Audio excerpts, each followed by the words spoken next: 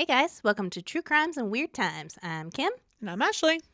and this week I'm going to be telling you about Bryce Laspisa, a 20-year-old college student who couldn't seem to get up the courage to make it home and never did. Where did he go? We're going to talk about that. Awesome.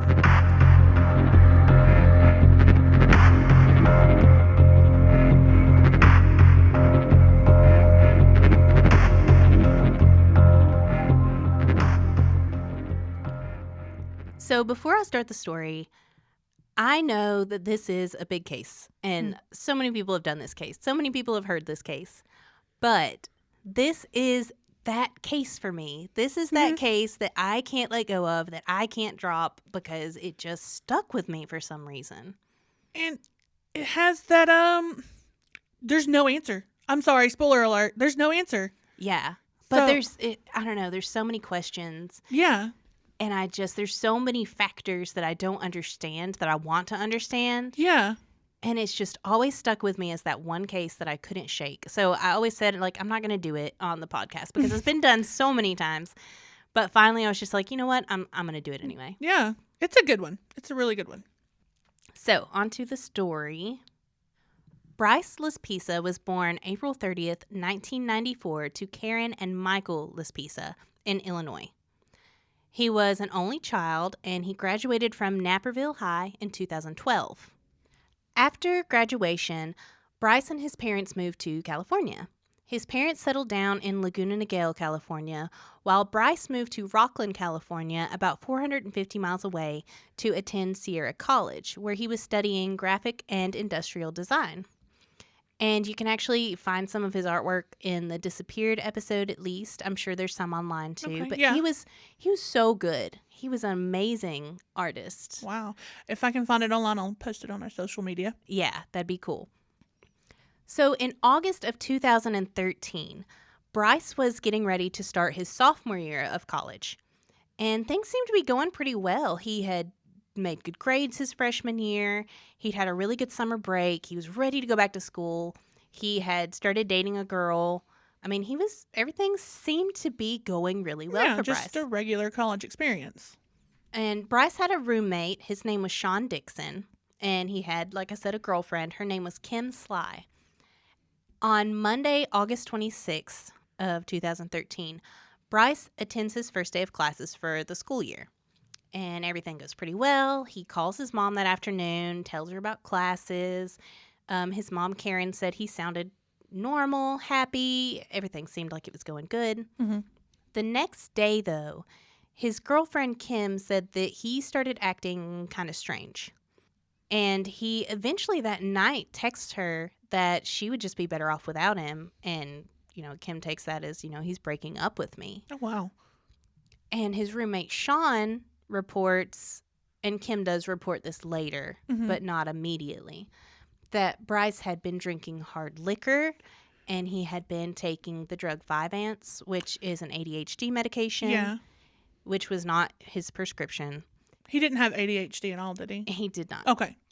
So he had been using it to stay up all night and play video games and, just doing drugs. Well, I was going to say, a lot of people in college take that to do finals and stuff, which does not make it okay, for the record. But I mean, when you don't have ADHD, it's essentially a methamphetamine. Yeah. So also that same night that he broke up with Kim, he had given away some of his belongings, including his Xbox and a pair of diamond earrings that his mother had given him as a gift. So it sounds a lot like someone who was about to commit suicide. Right. That's pretty much one of the biggest telltale signs to watch for. Now, on Wednesday, August 28th, this is 2 days since his first day of class, everyone is now very concerned with Bryce's behavior. Both Sean and Kim at this point have called Bryce's mother, Karen, to discuss his behavior and just how out of character it was for him. Which is, for someone who I'm assuming hasn't met his mother face to face, In person, to call her to let her know her son is out of character. that's a pretty big deal. Especially for college students. Yeah. You're trying to be independent. You don't need your mom. Right. But if it's so concerning that they're like, we need to call his mother. Yeah, it's got to be pretty bad. And just a couple of hours after Karen speaks with Sean and Kim on the phone about Bryce's behavior, Bryce himself calls Karen. And despite breaking up with Kim the night before, he had actually made the 90-mile drive out to Kim's apartment to see her. Oh, wow. And Bryce tells his mom that Kim has taken his keys. She was refusing to let him leave. And he just wants his keys back. He wants to go home. Yeah. So Kim gets on the phone with Karen and says that Bryce is really agitated. He's acting really strange. Something's wrong. She doesn't think he should be driving, which she does not tell Karen that he's on the drugs at this point. Okay. But she does later say that's why she didn't want him to drive. Yeah. But Bryce talks to his mom. He sounds coherent. He sounds normal. Yeah. He's like, look, I broke up with Kim. She's not letting me leave. I just want to get my keys. I just want to go home. So since Karen just hears her son being rational and calm, Yeah. she asks Kim to give him his keys back. She's like, just give him his keys. Let him go home. We'll figure something out. And she even offers to fly up the next day to talk to Bryce and see what's going on. She's like, look, I'm going to buy a plane ticket. I'm going to be up there tomorrow. And Bryce says, no, don't book anything. I have a lot that I need to talk to you about first. That's never a good sign in a true crime story. Right. Because you almost never get to actually do the conversation. Yeah. He then leaves Kim's apartment around 11:30 p.m. And everyone thinks, he's heading home to get some sleep now. Right. At 1 a.m., Karen misses a call from Bryce. She was asleep, so she didn't hear it. But she sees the call the next morning, assumes he had been calling to let her know he made it home. Because that, would have been about the time frame. Okay. However, later they check the cell records, and it shows that he's actually way out in the middle of nowhere when he makes that call. He's at least an hour away from his apartment. Yeah. At 11 a.m. on August 30th, it's that same day, Karen and Michael get a voicemail from their insurance company, and it lets them know that their roadside assistance had been sent out to Bryce's vehicle when he ran out of gas at 9 o'clock in the morning that morning. Okay, so he's still driving around 8 hours later. Right, so he left Kim's apartment at 11:30 p.m. the night before. Right. And at 9 a.m., he has to call roadside assistance because he has run out of gas because he has still been driving. Right. Well, that's even later because I was just counting it against the phone call to his mom. Right, yeah. So he called her at 1 a.m., and then at 9 o'clock, he had to get roadside assistance out. Right. Wow. So, of course, Karen tries to call Bryce. Yeah. He's not answering his phone. God, that would tear me up. So she calls Sean, his roommate, and she's like, hey, where's Bryce? Is he still sleeping? When he got home last night, where is he? Why isn't he answering the phone? And Sean tells her, Bryce didn't come home last night. Ugh. So, of course, now his parents are just panicking. Yeah. And they check the credit card statement, and they find out it had been used at Castro Tire and Truck, which is a repair shop in a place called Buttonwillow, California. It's a cute little name. It is. I'm sorry. Anyway. It's a really small town that's essentially just like a truck stop area. Oh, okay. Like, it's not really a whole big town. Yeah. It's just a small little area off the interstate. Yeah. Okay. And it's almost 350 miles from his apartment. Holy cow. But at the same time, Buttonwillow is only about 3 hours away from their home in Laguna Niguel. So they just assume, okay, Bryce decided to just head on home. He's trying to get here. Right. So, since they had talked about him talking to her and having things that he wanted to talk about, they're like, he's just decided to come home and have this talk with us now. So they keep trying to call Bryce, but he's still not answering his phone. So they call Castro Tire and Truck, which is where, they sent the people out from roadside assistance. Right. And they speak with a man named Christian. Real quick, this guy is like the real hero in the story. Oh my God, he is. Christian is a Christian. Right. He is the Good Samaritan in the story. Everyone should be like Christian. Yeah. So Christian tells Karen that he had taken about 3 gallons of gas to Bryce at 9 a.m. at a rest stop. And Bryce's parents kind of explain what's happening. They're like, he's been driving all night. He won't answer his phone. We don't know where he is. Mm-hmm. And Christian's like, well, it's just up the road. Why don't I just drive back to the Red Stop and just check, just see if there's anything there? Yeah. And so, of course, his mother's like, that would be amazing. Please, just check. Yeah. So about 15 minutes later, Christian calls Karen and Michael back, and he says, hey, Bryce is still here. He's sitting in his car exactly where Christian had left him 3 hours ago. So weird. Yeah. Mm-hmm. And Christian tells him that Bryce looks fine. His eyes are a little red, which, he's been awake all night. Yeah. And he puts Christian on the phone with his mom. And it's kind of strange because while he's acting normal, Karen says, what are you doing, Bryce? And he says, nothing. And she's like, Bryce, look, you're less than 3 hours from home.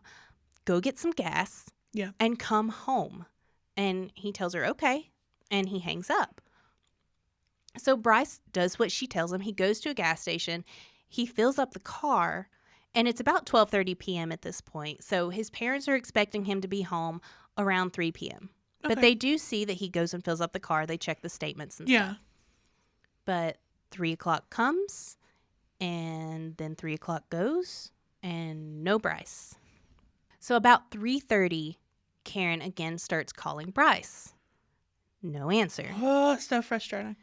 So she calls over and over, leaving voice messages for the next several hours with absolutely no answer from Bryce. This is part of why it's so frustrating, because as a mother, if my kid didn't answer that first time, after all of this, I would have already been driving to find him. Oh, yeah. That's one of my biggest issues with this case. Get my hands on him, he will never leave again.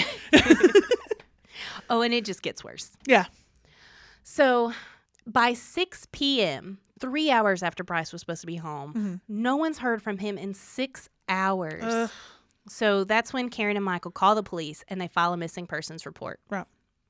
The police go out and they look for him.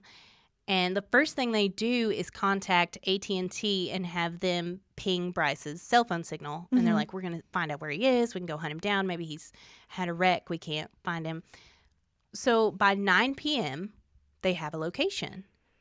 Bryce is still in Buttonwillow, and he has only moved 8 miles from where he was when they spoke to him 9 hours before this. What was he doing the whole time? No one really knows, but it seems like he was just like sitting there in his car doing nothing. Now, this 5 really quick, did you happen to look to see how you come off of it? I did not. I'm wondering if this is like, if it was in his system, is he just like coming off of it? He's tired, or if it's still in his system and he's just spazzed out. Right, because we don't really know how much he took. Yeah. And if he had more with him, we don't know. But up until that point, when they ping his phone and they find out where he is, police drive out there and they find Bryce sitting in the front seat, parked just kind of off the road near the interstate. And he's just sitting there. And the police perform a sobriety test, which he passes. They search his car, and they find no drugs, no alcohol. They tell Karen that Bryce seems perfectly coherent. He seems normal. There doesn't seem to be anything wrong with him. He's talkative. He's friendly. He's answering their questions. And he tells the officers, like, look, I just needed to blow off some steam. I'm going to go home. The only notable thing they notice is that he seems reluctant to call his mother. Yeah. Which he hadn't been answering the phone. Right. So the police have Karen on the phone, and they're like, look, you should call your mom and talk to her. We've got her on the phone here. Just talk to your mother. Yes. So the police, start out saying, look, Bryce seems fine. He's fine to drive. Nothing seems to be wrong. But, here, we'll let you talk to him. And so she's like, Bryce, what are you doing? And he says, oh, I'm just putting stuff back in my car. They searched it. Yeah. And she's like, no, what are you doing? You haven't moved. It's dark. You need to get some food and you need to come home. Yeah. Now, for me, this is the point where I would have said, no, stay in your car. I will come get you. Yeah. asked the officers to stay there. I mean, I don't think they could physically take him back home because he's over 18, right? Right. I would assume. They did tell her, like, look, he's an adult. He can do what he wants. Yeah. But as a mother, I would have been like, look, Bryce, stay there. It's clearly you're not going to make it home. It's been 9 hours. Yeah. Like, me and your dad are going to come get you. It's a 3-hour drive. I would be there. Yeah. But no, they didn't do that. They just tell him, like, look, come home. Get in your car and come home. When the police officers leave, they spend about 20 minutes with Bryce. When they leave, they're under the impression that Bryce is about to finish his drive home and go home and get on the interstate. Mm-hmm. Then about 10 p.m., Christian, the worker from earlier, notices that he had missed a call from Karen before when they were trying to figure out where he was.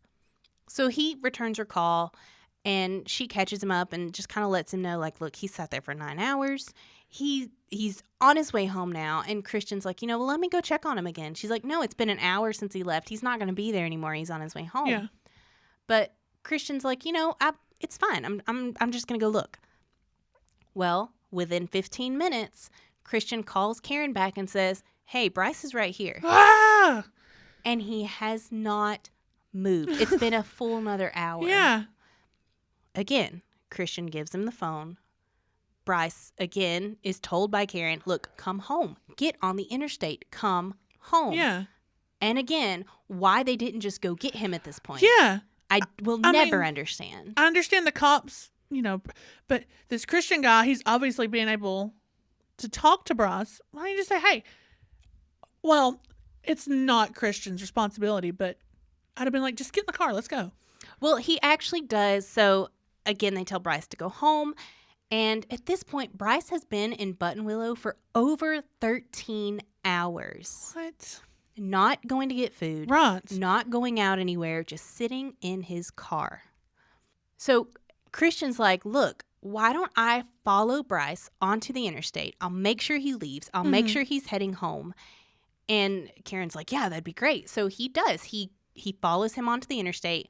He follows him for about 10 miles up the interstate before finally pulling off. And he calls Karen again. And he's like, look, he's really on his way this time.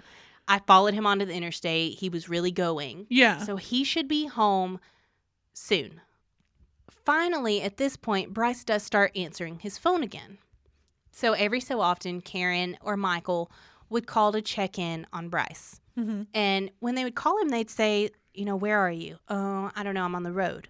Okay, well, do you see any signs or any landmarks? And he'd say, I don't see anything. I don't see any signs. Oh, my gosh. But he does tell me, he said, but my GPS says I'll be home at 3:25 a.m. Mm-hmm. At 2:09 a.m., Bryce calls Karen to say, look, I'm too tired to drive anymore. I'm going to pull over and sleep in the car.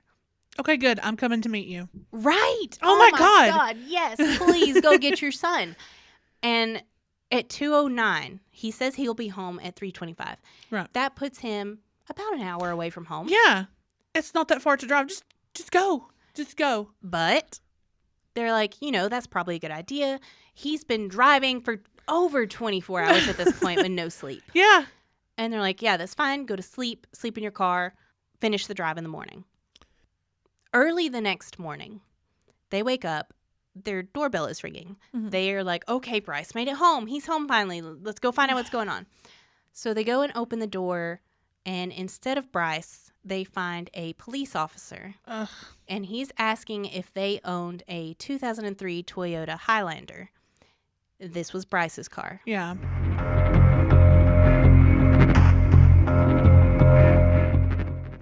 Hey guys, I'm Abby. and I'm Shawna, and we're the host of a podcast called Anxious and Afraid. Do you love deep dives into true crime, The paranormal, strange history? conspiracies? Well, so do we, and each week we take turns surprising each other with whatever anxiety-inducing subject we are obsessed with that week. Tune in each week to hear Shawna mispronounce words. The guys on the lookout apparently asked for binoculars. Did I say that right? So the photos showed him and his colleague entertaining... Wait, am I saying it wrong? Yes! And listen in as Abby constantly asks too many questions. I was about to ask you a lot of questions, and I'm glad that you interrupted me. Continue. I would have told you to shut up. I don't know. I don't know. I don't know what Stop I'm trying quizzing to me. do. Okay, I did enough research. Let me just tell the damn story. Jesus. Continue. Episodes drop every Tuesday, available wherever you get your podcasts. And you can also find us at our website, anxiousandafraid.com. We're always looking for new friends, so don't forget to rate and subscribe. The officer lets her know that at 5:30 a.m. they found Bryce's car abandoned at Castaic Lake, which was about 2 hours north of their home, which is not where he should have been. As in he drove past Laguna Niguel? No, so he actually didn't make it to his house. He was heading south down the interstate. Okay. And Castaic Lake is northeast of his home. So he had branched off and gone a totally different direction at some point. Now, the car had been crashed. Mm-hmm. It was found laying on its side at the bottom of a 25-foot embankment. The back window had been broken out from the inside. So police think that after the crash, Bryce climbed into the back seat, broke out the window, and that's how he got out of the car. They found a very small, I'm talking just a couple drops of blood on the passenger side headrest and in the back seat. Well, that could have been just from like a scratch or something. Right. They don't find any blood outside of the car. Mm-hmm. So they don't believe that Bryce was seriously injured in this car crash. Okay.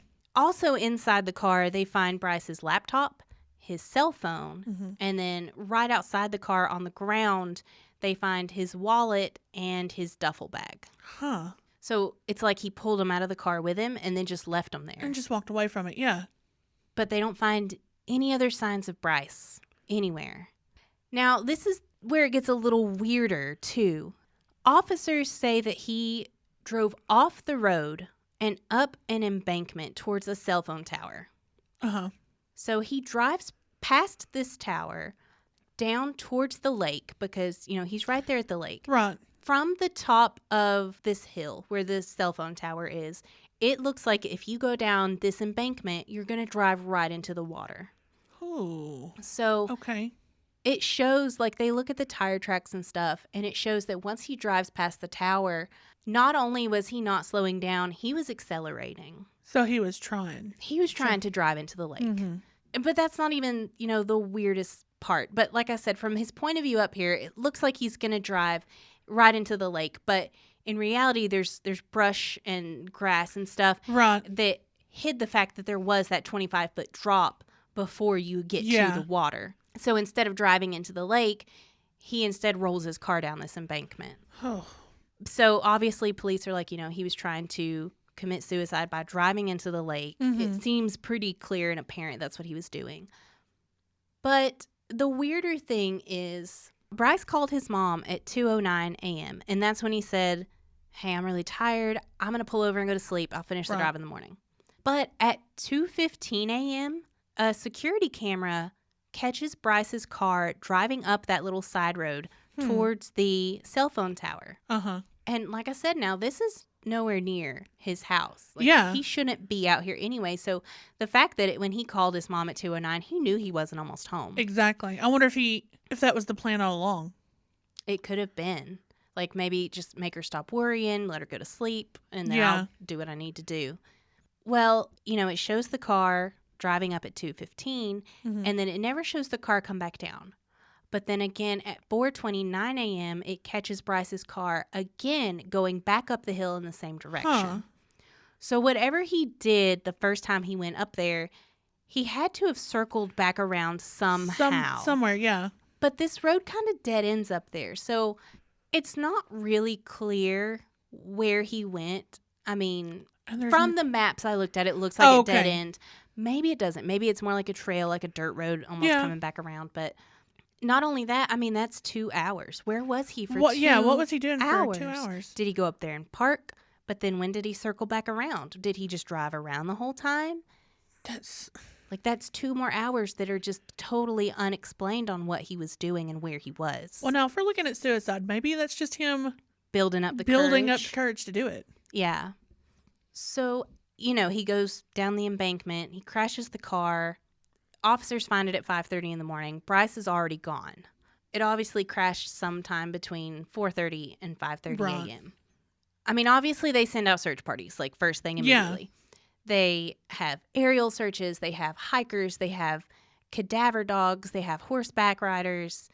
And they spend days, like, searching the lake and looking for his body. They were essentially looking for his body. They assumed that's the first assumption, They assumed he climbed out and maybe walked into the lake. Yeah. But for days, they don't find anything. 5 days after the crash, police find a brush fire that's about 3 miles away from the crash site. Oh. And they find a charred body in the Oh, fire. Yeah. And, everybody assumes, okay, this is Bryce. Mm-hmm.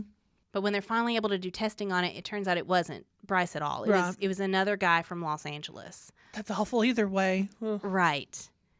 Officers feel really confident at this point, though, that if he had committed suicide in the area after the crash, they would have found his body by now. Right. I mean, they had cadaver dogs. They had people in the lake. Unless he weighted his body down before going into the lake. But even then, I would assume they were like skimming the lake. Right. Yeah, they had divers. They had Yeah. tons of divers. And now, this is the biggest part of this mystery that really gets to me that I just, can't let go of. On the 9th day of the search, they bring in some bloodhounds, and they go to trace Bryce's scent from the wreckage. They're like, we're going to find out exactly where he went. They do this twice. They bring in a bloodhound the first time. They do it later with a separate dog to confirm the trail. Both dogs follow his scent from the car out to a dam that goes across the lake. They follow it across the dam. So he walked all the way across it, back out to a road, and both dogs lead them to a truck stop where the trail just dissipates because it's a truck stop. Right. And like I said, both dogs led them to this truck stop. 2 separate times. So to me, this says Bryce didn't commit suicide. Bryce ran away. Yeah. He at least made it to this truck stop. I mean, there's a chance he made it there, hitched a ride, and then committed suicide somewhere else. Maybe. But, I mean, why go through that effort to go to a truck stop and find a ride or get away Yeah. if you're still planning on committing suicide? Well, and he left everything, his wallet, his cell phone, anything that would identify him. He had nothing with him. That's he was the perfect way to just start over. But how do you do that in this day and age? See, that's another point I want to bring up. Let me but a year or so later, there's been private investigators helping the family. There's been multiple searches. Yeah. Even, like I said, over a year later, they went and did more searches of the lake. They did the sonars and stuff. They still find nothing. And to this day, no one has any information. That's it. That's all we know.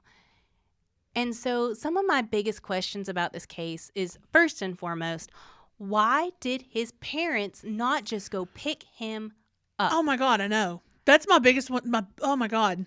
It just You've had drives me people nuts. telling you that your son is acting strange for days. Yeah. And I get ignoring that maybe. And then again, when she has his keys, okay, she's a crazy girlfriend. If he sounds okay and it's just okay, she doesn't want him to leave. She's crazy. Upset. Yeah. But then after everything, and he's acting like this. He sat in Buttonwillow for 13 hours. She would have had enough time to come find. Don't even tell him. Just come get him. They could have gone and gotten him twice. Yeah. So, why would they not just go get... Not only was he acting strange, he hadn't slept. He hadn't eaten. Yeah. He'd been on the road since the night before, and they're still telling him, just, come on, drive home. Just drive the rest of the way home. No, you go and go get him. That is your child. And I will never, ever understand why they didn't just do that. And no one seems to know why they didn't do that. Yeah. I mean, I guess. And maybe they just thought, he wasn't that upset. Maybe if he seemed normal every time they talked to him, maybe it just didn't feel as urgent then as it does now. I mean, yeah, hindsight is 20/20, but I don't know. I feel heck, my kid doesn't go to the bathroom when I tell her, and I'm like, dude, I will pick you up and take you. If you don't, if they're not coming home, that seems pretty urgent to me. Right. And I don't know, man. I feel like I would have gone to pick him up at that point. Yeah. So I don't know. Even at the point when he said, I'm supposed to be there at 3:25, I'm going to pull over and sleep, I'd have been like, well, okay, go to sleep. Where are you? We'll come pick you up. That's one of my biggest issues with this case that I haven't been able to let go of. When I've heard this story before, I hear, and it could just be rumors, that maybe his life wasn't as perfect as they thought at home. So I've actually read a lot of forums. I didn't put this in the actual, story because it could all very well just be rumors. Yeah, and It's that's just how that stuff goes. I've read, but Yeah. I have read that people said that Bryce's mom was really controlling. Yeah. And like maybe he wanted to get away from them, and that's why he couldn't build up the courage to go home and talk to her because he was trying to cut contact. Mm-hmm. But that again, all it could rumors. be rumor. It's just speculation. Yeah. People don't actually know. Yeah. So it's a possibility. It's how often do you hear of someone committing suicide and everyone's like, I had no idea that anything was wrong. Oh yeah. It's very rare that you're like, oh yeah, they were pretty down. We knew this was coming. Like, no, you don't. People don't see it coming Right. usually. How many times have we mentioned it just in this podcast? Right. I mean, it's just nobody sees it coming usually. So what could have happened to Bryce though if he had a great summer break, if he had a great relationship with his girlfriend? Yeah. What happened to make him want to leave his whole life behind or end it? No one seems to know the answer. Well, And it happened so quickly within a span of a few days. yeah. Well, maybe it was something he had been thinking about for a while, and it finally just came to a head. It could have been I just mean- like that one small thing that seems insignificant, but it was like the last straw. Yeah. I mean, your mind doesn't have a set of rules. Mhm. It could have just been anything. Another thing, like, he had been abusing the drugs and the alcohol. That's another big one. Was he still under the influence? I mean, the police didn't find any drugs or alcohol in the car. They didn't find any in the car, and he passed a sobriety test, He did. but they're not probably testing for Vyvanse. They're probably just testing for alcohol. Right. I don't know enough about Vyvanse to know what it does to your mental state. Right. But also, I had the thought of, what if it was just the onset of some mental illness that, like schizophrenia tends to show up to people in their early Yeah. 20s. Yep. Bryce was 20 years old. Right. So that's another possibility. Or it could have been some kind of chemical reaction in his brain to the Vyvanse he was taking. Right. Yeah. I mean, you never know what medicine's going to do to you. yeah. Which brings us to the question, if he did not commit suicide, if he left and left everything behind, like you said, how is he surviving? How is he living? Yeah. Like, none of his accounts have been touched since he disappeared. They've kept all of his, accounts the same. They've Yeah. kept all his passwords the same. Like, if he wanted to log in anywhere right now, Bryce could do it. Yeah. But if he's trying to walk away from all of that. But again, how do you do that in this day and age? How do you just fall off the grid? Right. How do you survive? And I have seen multiple reports from people who live in the area that say, I think I've seen a homeless man that looks like Bryce. Yeah. And Bryce has very distinctive, bright, fiery red hair. So he's not going to be someone that, you could mistake for anybody. Right. He has that very, very obvious hair color that you would notice right away. So, I mean, are people seeing Bryce, living on the street somewhere? Maybe. But Yeah. maybe not. I And mean, it's hard to know. You can easily dye your hair with, some Walmart Mm-hmm. hair color. So, But there was also the theory that one of the family's private investigators had come up with, what if he was in this car crash and he hit his head? That doesn't necessarily mean there would be a lot of blood, but what if it caused a bad enough brain injury that he was concussed, he didn't know what was happening, he got amnesia, some memory loss. Yeah. and he doesn't know where he is or who he is, which is, if you watch the Disappeared episode, that's what Karen is choosing to believe, that if Bryce Yeah. is out there, he doesn't know who he is, or he would have called home by now. Yeah. Oh, I don't know. That's a hard one for me to believe, but that doesn't mean that it doesn't happen. Right, yeah. I mean, people get amnesia, but the whole total amnesia, I don't know where I am, what's happening. Yeah. It's not common. It's don't more just- like something you see on TV. Yeah, you don't just run into people who have amnesia on the side of the road on a regular basis. But I also feel like if he walked to this truck stop and he didn't know who he was, somebody would have called the police. Yeah. Somebody would have been like, hey, man, maybe we should get you some help. I mean, at the very least, as long as he didn't get in the truck with a serial killer. That was going to be my next. I mean, he could have gotten a truck with a serial killer, I He guess. could but, have. I'm not going to say it's outside of the realm of possibility. But But if he got in in the truck with someone and they were just like, so where are you going? I don't know. Who are you? I don't know. They're going to call the police or something, most people. Yeah. I mean, some people might just like put him out on the side of the road, but I feel like the majority of people would call the police. I would think so. Which says to me, if he made it to this truck stop, if he hitched a ride from there, he knew what he was doing. Yeah. And I'm going to say, if it was a long enough walk from his car across the dam to the truck stop, he might not have been that concussed. I would assume if you lost your memory, you're going to have a little trouble to begin with. I actually did see one interesting point of, like I said, I don't really know how far it was. It seemed like a pretty good distance. I mean, dams are not small. Yeah. But the way he went to this truck stop, like there were roads. There were easier ways to get there than how he went. And it seems like he was trying to go in such a way that no one would see him. Okay. So if he was just trying to leave his life behind. Well, and that would be a good way to do it. If you think you're not going to be seen going across this dam, your car's right here with everything out of it. Maybe he thought he got away with it. And I guess he did. I've read so many accounts of people who are like, I was going to commit suicide, and when I didn't do it, I couldn't believe I was ever going to do it to start with. So it could be a case of that where he's like, okay, I failed. I couldn't commit suicide. I couldn't kill myself. I'm going to do something else. I've still got to get out of here. I still got to get out of this. Yeah. I don't want to die anymore, but I don't want to be here either. Yeah. I mean, those are really the only possibilities. That's why this case sticks with me, is because he didn't die out there when he wrecked his car. But where did he go? How has no one ever seen him? How did no one from that truck stop remember him? Yeah. Like, someone out there knows what happened to Bryce. If he stopped at a truck stop, that means he left from the truck stop. Somebody would have had to remember him. Whether it be on foot or in a truck. But yeah, I would hope if it was on foot, the dogs would have picked up his scent. That's what somewhere I think. else. Yeah.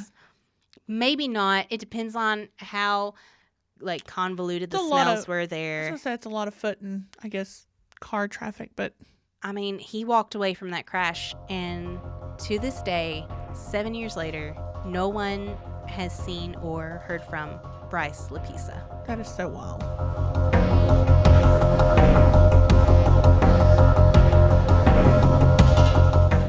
Thanks for listening. Like us on Facebook at True Crimes and Weird Times Podcast. Follow us on Instagram at True Crimes Weird Times. Email us your stories at truecrimesweirdtimes@gmail.com.